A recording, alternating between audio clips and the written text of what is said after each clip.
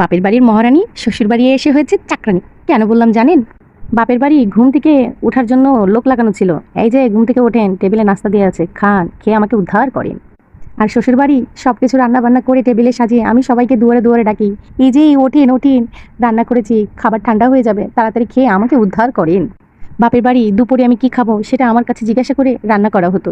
আর শ্বশুর বাড়ি আমার সবার কাছে গিয়ে জিজ্ঞাসা করা লাগে, আপনারা কি খাবেন, কি রান্না করবো আজকে আপনাদের জন্য। আরে রাখেন মিয়া, আরও আছে, পুরোটা শুনে যান, ভিডিওটা ধাক্কা দেন না। বিকেলবেলা কি নাস্তা করবো সেটাও আমার কাছে শুনে আম্মু রান্না করতো, যে বিকেল অন্তত পক্ষে ভালো খাবার খেলে রাত্রেবেলাও ভালোভাবে পড়বে। আর এখন আমার সবার কাছে জিজ্ঞাসা করা লাগে, আব্বু তুই কি খাবি, আম্মু তুই কি খাবি। হায় রে কপাল, কি জীবন রে আমার।